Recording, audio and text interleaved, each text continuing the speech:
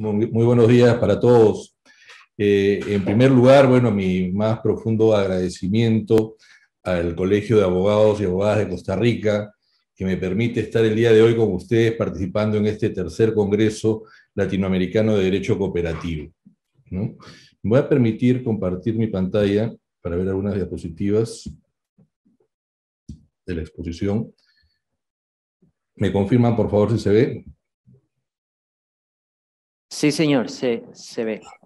Perfecto, muchas gracias. Entonces, como decía, me es particularmente grato estar el día de hoy con ustedes compartiendo este tema, el acto cooperativo e identidad cooperativa. Y me es particularmente grato porque aquí en el Perú fue precisamente mi padre, el doctor Carlos Torres y Torres Lara, quien durante muchos años bregó duramente por el reconocimiento legislativo del acto cooperativo. Desarrolló mucho el acto cooperativo a través de sus ideas y sus obras. Lamentablemente él fallece en el año 2000 y recién en el año 2011 el Perú logramos en el Perú el reconocimiento a nivel legislativo del acto cooperativo, ¿no? De este acto cooperativo que es un acto típico, propio y diferenciador de las cooperativas, ¿no? Es parte del ADN de la cooperativa y es parte, pues, precisamente de esta identidad cooperativa que nos diferencia de otras formas de organización empresarial. Porque precisamente, si hablamos de identidad y vamos a la definición básica que nos da el diccionario de la Real Academia de la Lengua Española, vamos a ver que por identidad entendemos el conjunto de rasgos o características de una persona o cosa que permiten distinguirla de otras. Y eso es precisamente, ¿no? El acto cooperativo nos permite, ¿no? Como elemento sustancial, distinguir a las cooperativas de otras personas jurídicas que también realizan actividad empresarial. Entonces, nuestro punto de partida, en realidad, cuando hablamos del acto cooperativo, y de reconocer un acto cooperativo distinto de un acto de comercio, de un acto civil o de un acto solidario, es partir por reconocer nuestras diferencias, o por reconocer las diferencias. ¿Sociedades mercantiles y cooperativas son lo mismo? Porque si la respuesta fuese positiva, fuese, sí, son lo mismo las cooperativas y las sociedades mercantiles, bueno, entonces no habría ninguna razón de hablar del acto cooperativo y todo se resumiría en el acto de comercio, el acto mercantil que conocemos desde siempre. Entonces, esta pregunta, ¿sociedades mercantiles y cooperativas son lo mismo? Es una pregunta que formulo normalmente a mis alumnos en la universidad, ¿no? Y a simple vista, cooperativas y sociedades mercantiles parecen ser lo mismo, a simple vista, porque si efectivamente yo comparo un banco, ¿no?, conducido por una sociedad anónima con una cooperativa de ahorro y crédito, me parece que son lo mismo. O si veo un colegio privado y lo comparo con un colegio cooperativo, me parece que son lo mismo. O un acopiador de café, un intermediario de café, que compra para revender el café y lo compraba con una cooperativa agraria cafetalera, me parece lo mismo. Lo mismo sucede con una tienda comercial versus una cooperativa de consumo. ¿No? Es más, a veces a mis alumnos les digo, ¿qué pasa si ustedes por arte de magia aparecen en un local y en ese local comienzan a observar que hay gente haciendo fila en una ventanilla, depositando dinero, retirando dinero, celebrando un contrato de crédito, firmando letras, pagarés, hipotecas? Le digo, ¿dónde están? Y la respuesta inmediata es, estamos en un banco. Le digo, no, están en una cooperativa de ahorro y crédito. Pero ¿qué es lo que ha sucedido? ¿No? Que a simple vista parecen lo mismo. ¿Por qué? Porque nos estamos fijando en la mitad de la foto. Vale decir, únicamente en la actividad empresarial, ¿no? Y a nivel empresarial, un banco y una cooperativa de ahorro y crédito, un colegio privado y un colegio cooperativo, un acopiador de café y una cooperativa agraria, por ejemplo, hacen lo mismo. ¿Cuál es la función principal del banco, la actividad principal del banco? El ahorro y el crédito. ¿Y qué hace una cooperativa de ahorro y crédito? El ahorro y el crédito.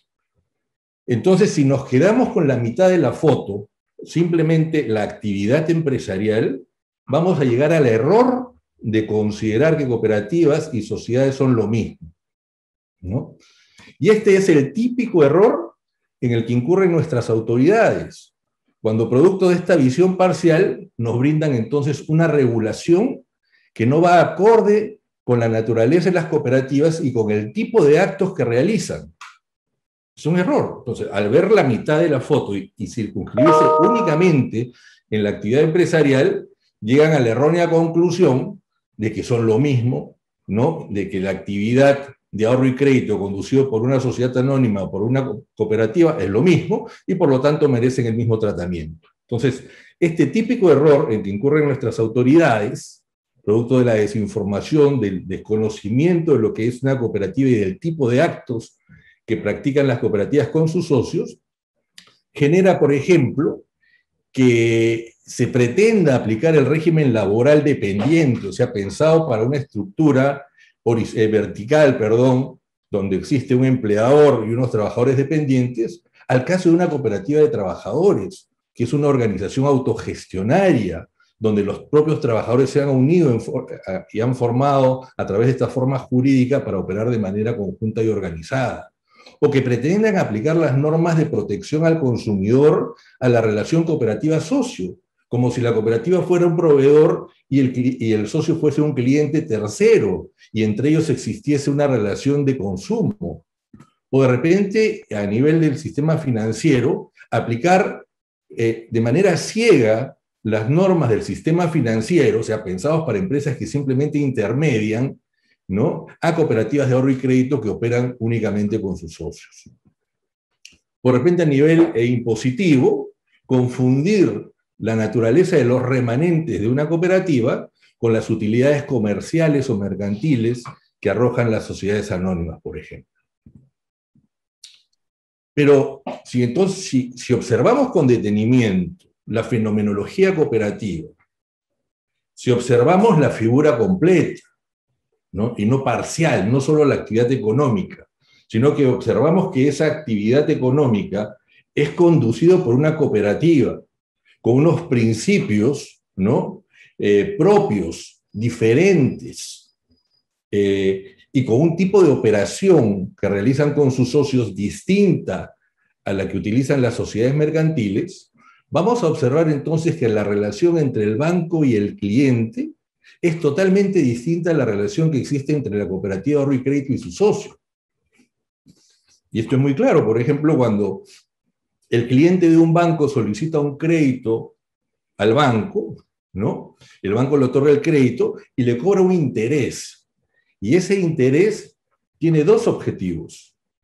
El interés tiene por objetivo cubrir los gastos del banco, o sea, los gastos necesarios para poder operar, y además generar una utilidad. ¿Para quién? No para el cliente, sino una utilidad para los dueños del banco, los accionistas del banco. Y en el caso de una cooperativa de ahorro y crédito, la cooperativa le presta el dinero al socio, ¿sí?, pero lo presta sin una finalidad de lucro. ¿Qué significa esto? Que la cooperativa le presta el dinero al socio, le cobra un interés, pero ese interés tiene por objeto solventar la actividad de la cooperativa sin generar un lucro.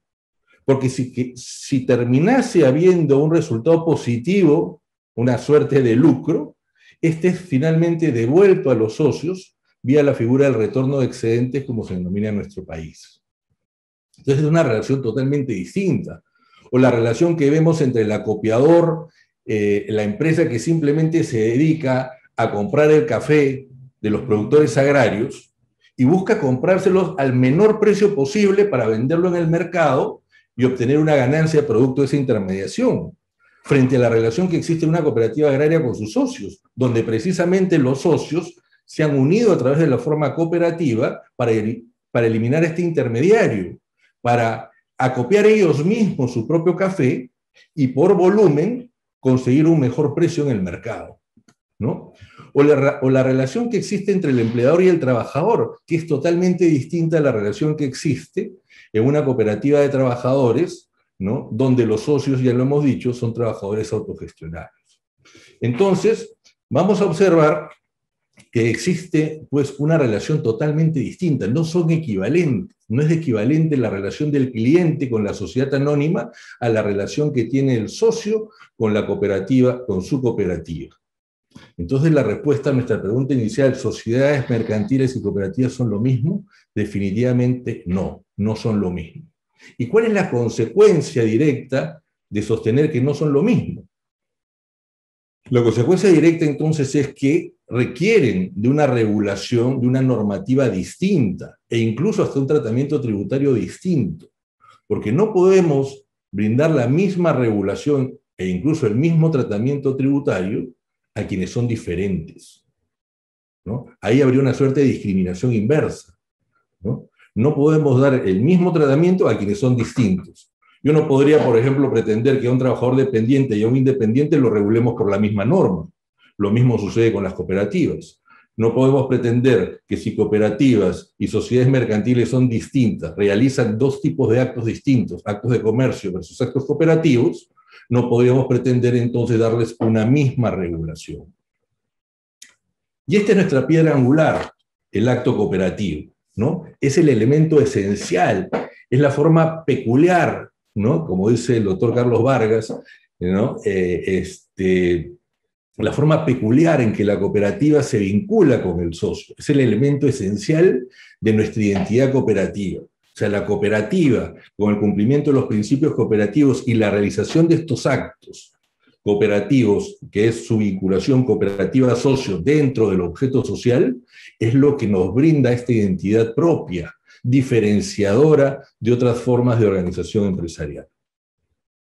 El acto cooperativo nos permite diferenciar lo cooperativo de lo no cooperativo. Si no existiese el acto cooperativo, entonces todo sería un acto uniforme. O sea, todas las operaciones que realizara la cooperativa, ya sea con socios, o ya sea con terceros, ya sea dentro del objeto social o fuera del objeto social, tendrían la misma connotación. Precisamente al reconocer la existencia de un acto cooperativo, ello nos permite diferenciar lo cooperativo de lo no cooperativo y darles dos tratamientos distintos, ¿no? Permite el acto cooperativo observar cómo es que la cooperativa se vincula con sus socios y permite también observar cómo es que la cooperativa conduce una empresa, ¿no? Para operar con sus socios, mientras que una sociedad mercantil también conduce una empresa, pero básicamente para operar con terceros. Muy bien, el acto cooperativo fue desarrollado básicamente por la doctrina latinoamericana, ¿no? Y se lo debemos básicamente a los doctrinarios como el mexicano Salinas Puente en 1954, el venezolano Deli Guevara, el brasilero Bulgarelli, los argentinos Corbella, Cuesta, Pastorino y Cracoña, y el peruano Torres y Torres Lara, ¿no? A nivel legislativo, Brasil fue el primero en reconocer al acto cooperativo en el año 71. Y los últimos hemos sido Ecuador, Perú y Bolivia, ¿no? Ecuador en el 2011 junto con Perú y Bolivia en el 2013. Pero ya nuestras legislaciones a nivel latinoamericano reconocen a nivel legislativo al acto cooperativo. Y acá una precisión. Lo que han hecho nuestras leyes es reconocer al acto cooperativo. Esto es importante, porque no se trata de una creación legislativa, no es que por ley hemos dado nacimiento al acto cooperativo. Por eso es que, por ejemplo, en España no hay una ley que reconozca el acto cooperativo, pero ya los doctrinarios, ¿no? Españoles dicen, sí, en España no existe una ley del acto cooperativo, pero definitivamente hay actividad cooperativizada, ¿no? Porque el acto cooperativo es propio de una cooperativa, es propio de la relación que existe entre la cooperativa y el socio en cumplimiento del objeto social. Entonces, si en el Perú, por ejemplo, recién en el año 2011 se reconoció legislativamente al acto cooperativo, no significa que las cooperativas del 2010, 2009, 2008 no practicaran actos cooperativos. Siempre practicaron actos cooperativos porque es propio de su naturaleza, propio de su identidad. La ley lo único que hace es un reconocimiento. Y vamos a ver más adelante, en el caso específicamente peruano, cómo es que la ley lo dice. No dice créase el acto cooperativo, dice precísase que las cooperativas realizan actos cooperativos. En nuestro país, en el Perú, por ejemplo, el antecedente más importante del acto cooperativo, de la regulación o del reconocimiento del acto cooperativo, fue el Código de Comercio de 1902. Miren, en el Código de Comercio de 1902 teníamos un artículo, el 132, que se refería a las cooperativas. Y decía, las cooperativas solo se considerarán mercantiles cuando se dedicaren a actos de comercio extraños a la mutualidad. Entonces, miren, aquí no se hace referencia al acto cooperativo, pero sí nos permite observar que ya desde el Código de Comercio, primero se precisaba que las cooperativas no eran mercantiles, pues eran una categoría distinta, no es una sociedad mercantil, no es una compañía mercantil, pero sí se iba a regir por las normas mercantiles, dice este artículo 132, cuando se dediquen a actos de comercio, lo cual quiere decir que las cooperativas no realizan actos de comercio, sino otro tipo de actos. No lo define el 132, solamente dice que las cooperativas, cuando realicen actos de comercio, se rigen por el Código de Comercio. Pero que en general las cooperativas no realizan estos actos de comercio, ¿no? Entonces, sin decirlo, este es el antecedente más importante en Perú con relación al acto cooperativo, es el antecedente, la génesis del acto cooperativo. Como les adelanté, fue recién en el año 2011, ¿no?, en que el Perú logra contar con una ley que expresamente reconozca el acto cooperativo. La ley 29683 del año 2011, la conocida como Ley del Acto Cooperativo. Esta es una ley muy corta, es una ley de 3 artículos. El primer artículo está destinado a reconocer al acto cooperativo, a definir al acto cooperativo, ¿no? Y luego del artículo 1, de este reconocimiento y definición del acto cooperativo, quedan los otros 2 artículos de la ley destinados a regular el régimen tributario que en materia de impuesto a las ventas, IVA, e impuesto a la renta corresponde ser aplicado a las cooperativas en general por realizar este tipo de actos distintos de los actos de comercio. Observen este primer artículo de la Ley 29683, Ley del Acto Cooperativo del 2011. El artículo 1 dice, precísase que de conformidad con lo dispuesto en el artículo 3 de la Ley General de Cooperativas, las cooperativas por su naturaleza efectúan actos cooperativos, los cuales se definen como los que se realizan internamente entre las cooperativas y sus socios en cumplimiento de su objeto social. Los actos cooperativos, dice, son actos propios de su mandato con representación y estos no tienen fin de lucro. Varias cosas que podemos decir sobre este primer artículo de la Ley 29683, ¿no? En primer lugar, como les adelanté, es una ley que precisa, no crea el acto cooperativo, ¿no?, sino que precisa y se ampara en la Ley General de Cooperativas, que de conformidad con la Ley General de Cooperativas, las cooperativas por su naturaleza efectúan actos cooperativos. O sea, reconozco que las cooperativas realizan actos cooperativos y no actos de comercio. Y a continuación los define de una manera restrictiva, ¿no? Restrictiva en el sentido de que para la legislación peruana, el acto cooperativo será aquel que exija la presencia de una cooperativa, una actuación con su socio, pero no una actuación cualquiera. O sea, no basta cooperativa y socio, sino que esa actuación cooperativa y socio se dé en cumplimiento del objeto social. Entonces, si esta es una cooperativa de ahorro y crédito, evidentemente todas las actividades que realice la cooperativa con el socio referidas al ahorro, referidas al crédito, serán acto cooperativo. Pero para la legislación peruana, por ejemplo, si la cooperativa de ahorro y crédito decide alquilarle el local a un socio para que en ese local se lleve a cabo no sé, el aniversario de la compañía, de la empresa del socio, eso no es un acto cooperativo, porque no forma parte del objeto social de esta cooperativa de ahorro y crédito. Entonces, hay una definición en la norma peruana del acto cooperativo restrictiva. Cooperativa socio en cumplimiento del objeto social, ¿no? Hay una característica importante que resaltar. La ley dice que los actos cooperativos se definen como los que se realizan internamente. Es un acto interno entre la cooperativa y el socio. lo cual lo diferencia del acto de comercio, cuya naturaleza invoca la externalidad, la operación de mercado. En cambio, en las cooperativas, el acto cooperativo es el acto de cooperativa socio en cumplimiento del objeto, es un acto de carácter interno. Pero hace bien este primer artículo en reconocer que hay muchas cooperativas, dependiendo del tipo de cooperativa, pero hay algunas cooperativas que requieren salir al mercado para precisamente cumplir con su objeto. Por ejemplo, una cooperativa agraria de comercialización del café de los socios, ¿no? Hay un acto cooperativo en la entrega del café que producen los socios a la cooperativa. No hay un acto de comercio, no hay una venta de los socios de su café a la cooperativa. Hay una entrega del café producido por los socios a la cooperativa para que ésta lo venda en el mercado nacional o internacional al mejor precio posible, cubra sus costos y entregue el resultado a los socios. Entonces, hay una representación de la cooperativa, una representación de los socios en el mercado.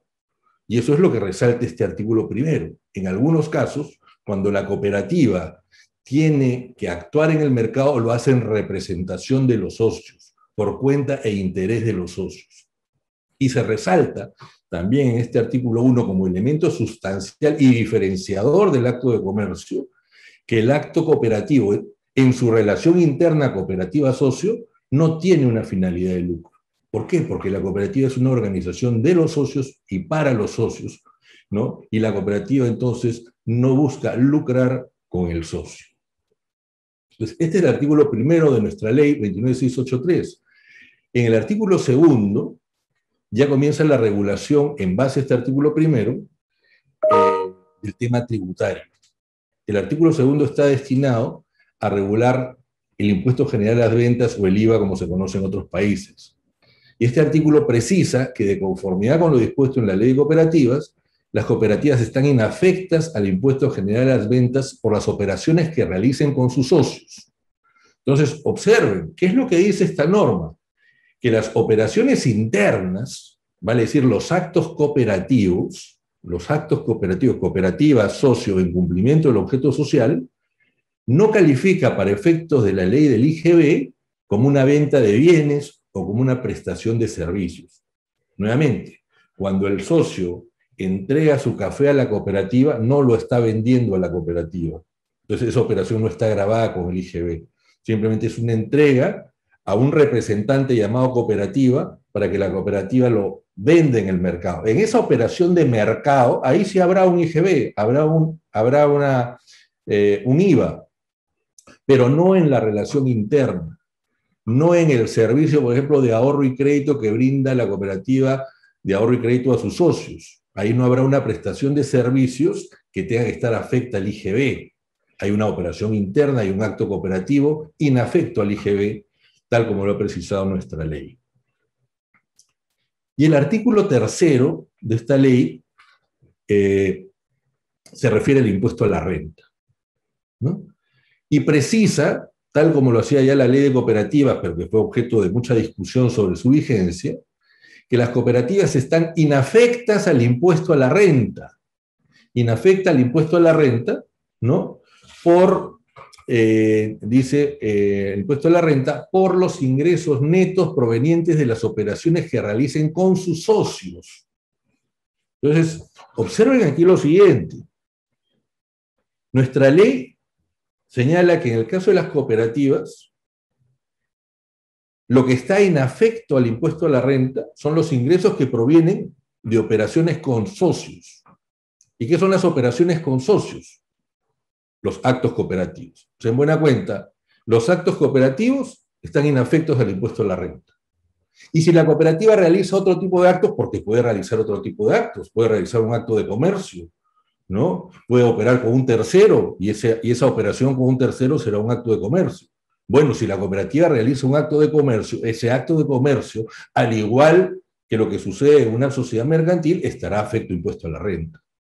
Entonces, este artículo nos permite advertir que las cooperativas están inafectas al impuesto a la renta por operaciones con sus socios, por actos cooperativos.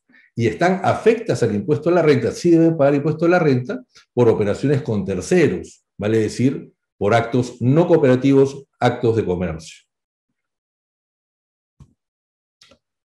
Muy bien, eso es lo que desde el año 2011 está reconocido a nivel legislativo, ¿no? Tenemos una ley, entonces, que ha reconocido el acto cooperativo, lo ha definido y ha desarrollado el tratamiento tributario que debe aplicarse a las cooperativas. Y de esa manera trató de zanjar toda la discusión sobre si las cooperativas estaban afectas o inafectas, cuál era realmente su régimen tributario. Entonces, desde el año 2011 tenemos esta situación, pero ¿cómo se ha desarrollado hasta la fecha? En 2011, entonces, tenemos esta ley, ¿no? La ley del acto cooperativo, que definió el régimen tributario aplicable a todas las cooperativas. Y con ello pensamos, ¿no? Pensamos inicialmente que todo estaba solucionado. Lamentablemente, ¿no? Lamentablemente, esta ley tuvo que salir por insistencia del Congreso. El Poder Ejecutivo la observó, el Ministerio de Economía y Finanzas no creyó en el acto cooperativo, pensó que esto era una invención para no pagar impuestos, ¿no? Y por eso fue observada por el Poder Ejecutivo y fue el Congreso el que más bien por insistencia termina promulgando la ley. Pero eso ha generado que, miren, desde el año 2011 hasta la fecha, esta ley no haya sido reglamentada. No significa que no esté en vigencia, está en plena vigencia, pero una ley tan corta, de tan pocos artículos, merecía una reglamentación para definir con claridad cómo se aplican los distintos tipos de cooperativas. Esto genera que incluso en el año 2012, miren lo contradictorio, en el año 2012, a un año de haberse dictado la ley de cooperativas, la ley del acto cooperativo estableciendo un régimen tributario aplicable a todas las cooperativas, se dicte la ley 29972, una ley exclusivamente para cooperativas agrarias, donde expresamente se decía que no se aplica el acto cooperativo. Entonces, se crea una situación muy irregular. O sea, nos crea dos regímenes tributarios. Uno para las cooperativas agrarias, donde se niega el acto cooperativo, no existe el acto cooperativo, y más bien les vamos a dar un tratamiento tributario especial, bondadoso, temporal, a las cooperativas agrarias, y otro régimen aplicable a todos los demás tipos de cooperativas de vivienda, de consumo, de servicios educacionales, mineras, ahorro y crédito, de transportes, etc. Fundamentado en el acto cooperativo, ¿no? Lo cual es totalmente ilógico, porque una cooperativa agraria es tan cooperativa como una cooperativa de ahorro y crédito, o una de vivienda, o una pesquera, o una de transportes. Entonces, ¿cómo es posible que dos tipos de cooperativas, o un tipo de cooperativas como las agrarias, negaran la existencia del acto cooperativo? Simple desconocimiento. Felizmente llegamos al año 2021, el año pasado, con la ley 31335, donde se dicta una nueva ley de cooperativas agrarias, que termina derogando la ley 29772, la anterior. Esta ley promueve la asociatividad a través de cooperativas agrarias, deroga, como les dije expresamente, la ley 29772 y reconoce al acto cooperativo. Este es un gran paso, ¿no?, para lograr esa identidad plena en el Perú en torno al acto cooperativo. Entonces, comenzamos el proceso de unificación, porque esta ley, en vez de apartarse del acto cooperativo, lo reconoce, lo adopta, lo reproduce, como lo hacía la ley 29, en los términos de la ley 29683, y establece también un régimen tributario para las cooperativas agrarias al amparo del acto cooperativo, o sea, de manera uniforme, ¿no? Entonces, de esta manera, nosotros ya tenemos una unificación actualmente, tenemos un régimen tributario unificado en base al acto cooperativo, ¿no? Pero ojo, tenemos un régimen tributario unificado a nivel legislativo, ¿no? Tenemos una ley del año 2011 y una ley de cooperativas agrarias del año 2021 que hacen referencia a la ley del acto cooperativo. Pero ¿qué ha pasado en la jurisprudencia? O sea, ¿cómo se ha venido aplicando esta ley del acto cooperativo del año 2011? Porque la del 2021 es muy, muy joven, todavía no hay jurisprudencia sobre la regulación del acto cooperativo en las cooperativas agrarias, ¿no? En estos 11 años ha existido una tímida y hasta contradictoria aplicación de la ley del acto cooperativo, lamentablemente, ¿no? A nivel del Tribunal Fiscal encontramos resoluciones contradictorias, algunas a favor, donde basándose precisamente en la ley 29683, exigen que la administración tributaria discrimine cuáles son las operaciones con socios de las operaciones con terceros, para que sobre las operaciones con terceros la cooperativa tribute y sobre las operaciones con socios no, por aplicarse la ley del acto cooperativo. Pero también hay resoluciones en contra del Tribunal Fiscal donde increíblemente se considera que esta ley 29683 no ha modificado la temporalidad de las exoneraciones que estaban en la ley de cooperativas y que las mismas vencieron en el año 90. Incluso a nivel de nuestra agencia de protección al consumidor, el Indecopi, también encontramos posiciones contradictorias. En el caso de colegios cooperativos encontramos jurisprudencia administrativa donde en aplicación de la ley 29683 se considera que la relación cooperativa-socio, o sea, cooperativa con el padre de familia, no es equivalente a la que tiene el padre de familia en un colegio no cooperativo, donde su posición sí es de un consumidor, hay una relación de consumo. Pero encontramos posición en contraria, o en contra, perdón, cuando el Indecopi analiza la situación de las cooperativas de ahorro y crédito. Y acá el Indecopi dice, observamos dos relaciones. Hay una relación asociativa que amparada en el acto cooperativo, perfecta, pero también hay una relación de consumo cuando el socio accede al crédito o accede al servicio de ahorro. Y esa relación de consumo es la que está protegida, dice el Indecopi, por las normas de protección al consumidor. A nivel del Poder Judicial no ha habido mayor pronunciamiento, salvo un solo caso hasta el momento, en que precisamente una de las jurisprudencias administrativas del Tribunal Fiscal, ¿no?, fue llevado a una contenciosa, a una acción contenciosa administrativa, ¿no?, donde en primera instancia se declaró infundada, ¿no? En segunda instancia sí se reconoció la vigencia del acto cooperativo, y la tercera instancia resolvió en contra, ¿ya? Pero no entró a analizar la ley del acto cooperativo, o sea, fue por las ramas. Entonces, en conclusión, quiero decirles que a nivel del Poder Judicial en el Perú todavía no tenemos un pronunciamiento directamente basado en la ley del acto cooperativo. Ya en el tiempo, he cumplido el tiempo que me han dado y quiero llegar a esta conclusión.